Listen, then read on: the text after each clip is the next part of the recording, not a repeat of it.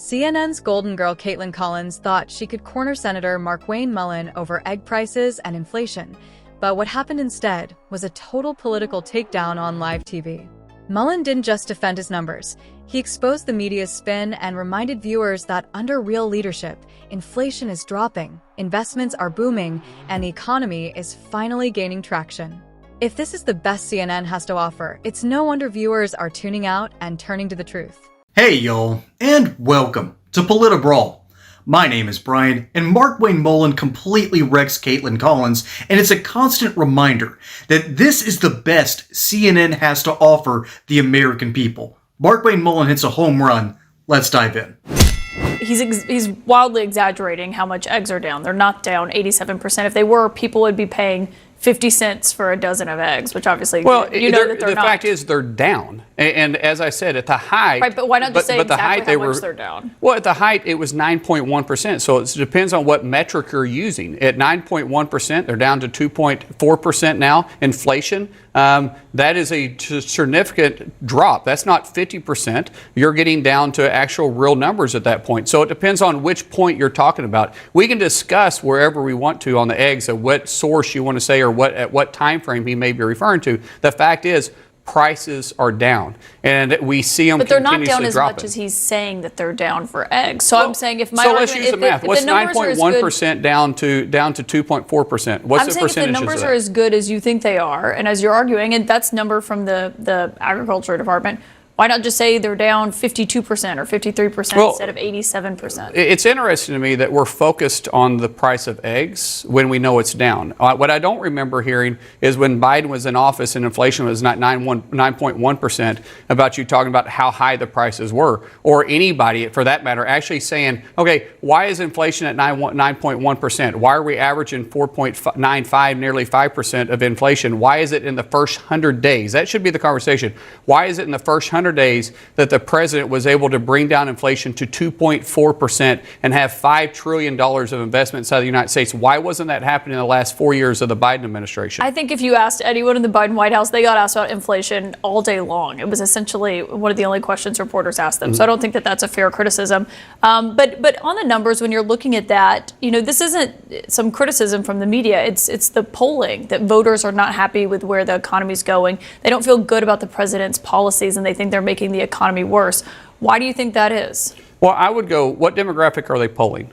Who are they talking to? Because when I'm talking to people in Oklahoma, or I'm talking to people in Texas, or I'm talking to people in Alabama, or wherever I'm traveling to, which granted I'm traveling to red states, they're very optimistic about where we're headed to. They're excited about what's happening inside the country. And I think investors are that way too, as I go back to it. In the first 100 days, we've had $5 trillion pledged to invest inside the United States.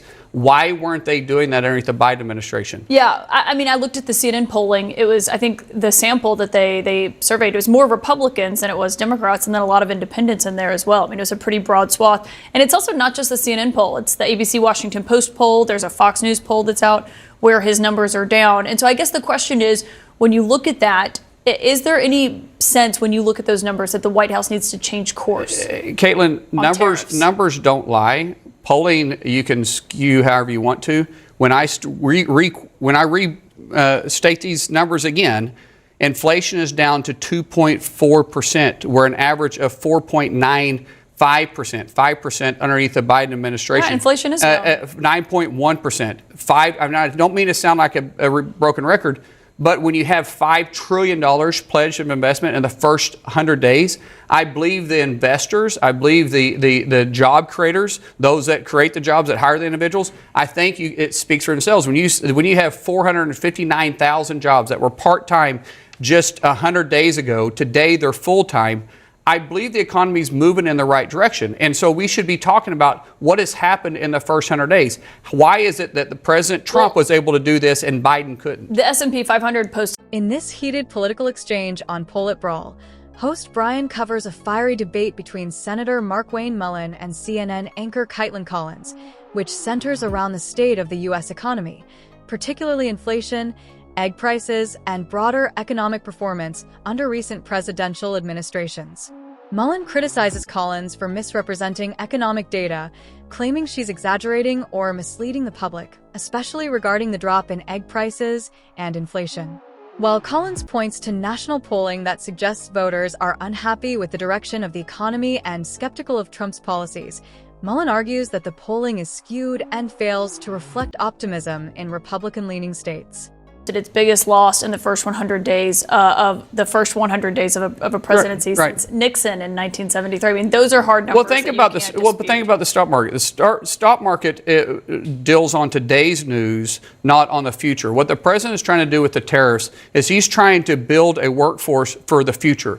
We know without question that countries were taking advantage of the United States' generosity for years. That countries all across Europe, all across Asia have became wealthy on taking products that were once built inside the United States, build it in their country, and then selling it back to us and taking the dollars out. When the president said enough's enough, we're tired of countries taking advantage of us, we're going to right this ship and we're going to build a workforce for the future. The market that the president is building is going to be better for the future generation. Folks, to quote Winston Churchill, democracy is the worst form of government, except for all the other kinds. And in democracy, you have to deal with people like Kaitlan Collins, who is needling Markwayne Mullin as much as she possibly can over the price of eggs, which Markwayne Mullin has correctly said time and time again to his own quote, sounding like a broken record, saying that yes, egg prices are down, gas prices are down,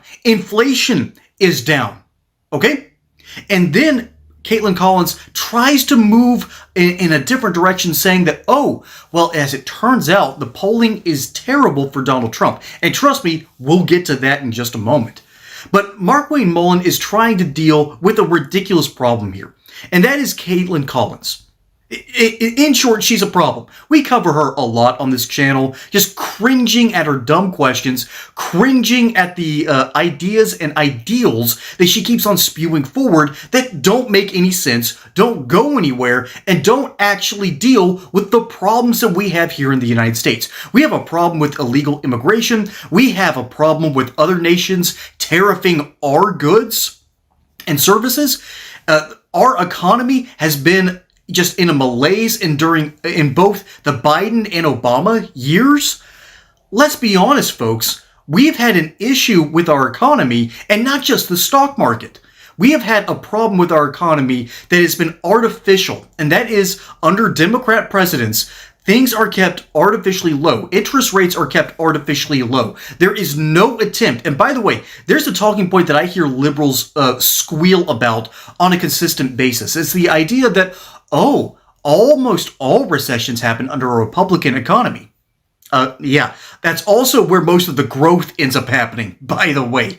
What happens time and time again, that a Republican says, hey, we can't let the market continue under these conditions. We've got to change the conditions. And so the market ends up having a bit of a reaction, particularly in the stock market, because the market doesn't like having a reset. It never likes that. But smart stockbrokers know how to hold, they know how to sell high, they know how to buy low, they know how to wait things out and ride out the storm.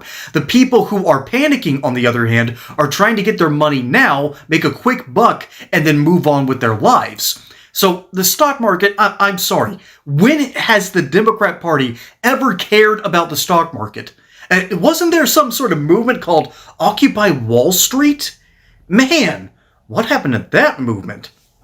But again, democracy is a difficult system to. He defends Trump's early economic achievements, highlighting a reported $5 trillion in pledged investments, reduced inflation rates, and part-time jobs converting to full-time as signs of a revitalized economy. Collins counters with poll data from various sources like CNN, ABC, and Fox News to suggest that despite these claims, public confidence remains low. Brian, the host, sides firmly with Mullin, portraying Collins as emblematic of a media class that distorts economic realities for political ends. He criticizes the media's obsession with minor metrics like egg prices while ignoring what he considers Trump's significant economic strides, such as increased job growth and decreased inflation. Work, particularly when you have to deal like bad actors like, Kaitlan Collins. So this is from Real Clear Politics. According to the RCP average of polls, the disapproval rate for the Trump administration is about 6.8%. But the Rasmussen report has about 48% approve, 50% disapprove. But it's interesting to note that every single time Social Security or Medicare gets brought up, there is a huge shift and tilt in voters, particularly in boomer voters. They know that Social Security is supposed to be there for them. They know that Medicare is supposed to be there for them. Well, guess what? It's the number one and number two expenditure of the federal government, Social Security and Medicare. And the mainstream media has picked up on this note, and they've run wild with it, lying about the Department of Government Efficiency, lying about what Elon Musk is trying to do to make sure that our government runs smoothly and that we're not wasting tax dollars. But he's also found massive amounts of fraud in both Medicare and Social Security. And unfortunately, when that gets picked up, instead of thinking, hey, maybe we do need to reform this, people don't hear we need to reform Social Security. They hear we need to cut Social Security. That's not on the table, okay? That hasn't been on the table since 2005, when the Republican Party started talking about this issue 2 decades ago and started saying, hey, we've got to reform these things. There's going to be a problem. Well, the mainstream media lied about their rhetoric. They lied to the American people, and they said that the Republican Party wanted to cut Social Security to the bone. That is happening again 2 decades later. It's the same exact playbook, and don't be fooled by this nonsense. Cutting Social Security and Medicare is not on the table. It's not even in the lexicon of what Republicans are trying to do. And so these polls, I'm not as worried about them, but it's a reminder that the mainstream media and what happens with low information voters, by the way, rest in peace, Rush Limbaugh. The low information voters are eating this slop up and believing it as truth. The reality is Social Security is not being cut. Inflation is down. Egg prices are manageable. Gas prices are down. Success is occurring, and now there's $5 trillion being invested in the American economy. This is a successful presidency, and we're just past 100 days. And this is still the power of the mainstream media. They continue to lie and obfuscate and lie by omission. Do not be fooled by this nonsense. And Markwayne Mullin is speaking truth to power, and Kaitlan Collins is doing her best to run point for the absolute moronic principles of the Democrat Party. Folks, my name is Brian. Hope you enjoyed that segment here on PolitiBrawl. Don't forget to like and subscribe. Catch you on the next one. And until then, y'all have a good one. The commentary also addresses long-standing misconceptions about Republican positions on Social Security and Medicare reform, accusing the media of fearmongering by conflating reform with cuts. Ultimately, Brian frames this encounter as a microcosm of a larger cultural and political war between conservative truth-tellers and liberal media operatives, asserting that mainstream journalists like Collins are undermining informed democratic debate. There is no literal judge or legal case in this segment. Rather, the judgment is metaphorical.